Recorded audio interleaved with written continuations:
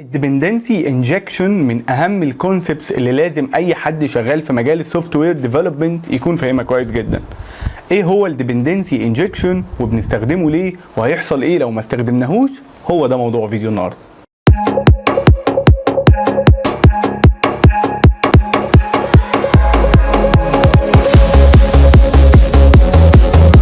علشان نفهم يعني ايه ديبندنسي انجكشن كويس، تعالى الاول اصلا نفهم يعني ايه ديبندنسي.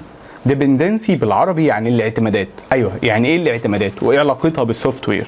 بص يا سيدي، الاعتمادات عندنا في السوفت وير هو ببساطه جدا ان في كلاس يعتمد على كلاس تاني في الشغل بتاعه علشان يقدر يتم او يقوم بوظيفته. مش فاهم اي حاجه، بهدوء خالص كده. دلوقتي تعالى نشوف الصوره اللي قدامنا دي.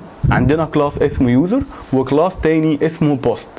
لو لاحظت كده هتلاقي في الكونستراكتور بتاع الكلاس اللي اسمه بوست ان الكلاس اللي اسمه بوست بيعمل انستنس او بيعمل اوبجكت جديده من الكلاس اللي اسمه يوزر. فبالتالي الكلاس اللي اسمه بوست بيعتمد على الكلاس اللي اسمه يوزر.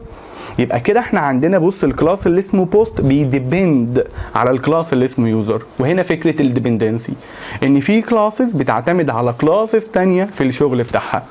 حلو، طيب ايه المشكله؟ ما تعتمد. ايه بقى؟ هقول لك بقى.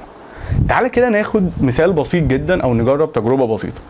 تخيل معايا كده لو انا جيت غيرت في الكلاس اللي اسمه يوزر. الكلاس اللي اسمه يوزر مثلا فيه بروبرتي اسمها يوزر نيم وبروبرتي اسمها يوزر ايج. انا سي مثلا هزود عليهم يوزر جندر ويوزر سالري وليكن. هتلاقي ان الكلاس تاني اللي اسمه بوست دوت انا لازم ادخل جوه الكونستراكتور بتاعه في السطر اللي بيعمل فيه اوبجكت جديد من الكلاس اللي اسمه يوزر وازود عليه التو بروبرتيز الجداد اللي هو السالري والجندر. حلو، يبقى انا ادام غيرت في الكلاس اللي اسمه يوزر هضطر ان انا اغير في كل الكلاسز اللي بتعتمد على الكلاس اللي اسمه يوزر. تخيل بقى لو احنا عندنا سيستم كبير وفي حاجه بتعتمد على حاجه وحاجه بتعتمد على حاجه وهكذا، هتلاقي الموضوع مش كويس خالص. وهنا يجي دور الديبندنسي انجكشن.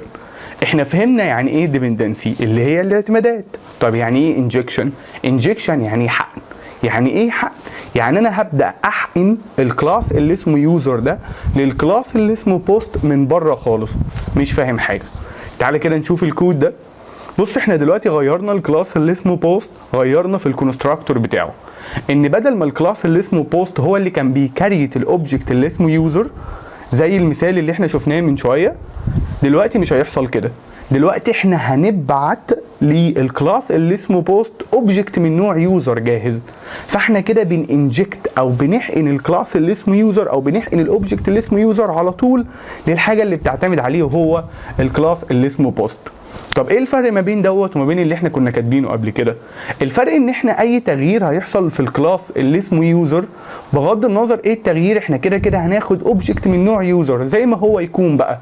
فاحنا كده نقدر نغير في الكلاس اللي اسمه يوزر زي ما احنا عايزين ونبعت اوبجكت من نوع اسمه يوزر للكونستراكتور بتاع الكلاس اللي اسمه بوست والامور تمشي زي الفل. يبقى احنا مش مضطرين ان اي تغيير يحصل في الكلاس اللي اسمه يوزر نروح نغير في الكلاس اللي اسمه بوست. اللي انا كاتبه ده كويس جدا، بس في مشكله صغنططه جدا ان انا كده بقيت مجبر ان انا كل مره اعمل اوبجكت من الكلاس اللي اسمه بوست ان انا اعمل كمان اوبجكت من الكلاس اللي اسمه يوزر علشان انا احطه جوه الكونستراكتور بتاعه. قال لك خلاص احنا ممكن نفضي الكونستراكتور خالص ما نعملش فيه اي حاجه ونشوف كده الكود ده. الكود ده فضى الكونستراكتور خالص وعمل ميثود تانية اسمها set user، والميثود ديت هي اللي استلمت الاوبجكت اللي اسمه يوزر واشتغلت عليه وحضرته وعملت اللي هي عايزاه.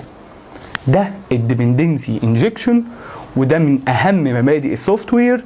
وده كان موضوع فيديو النهارده، وان شاء الله نشوفكم الفيديو الجاي على خير.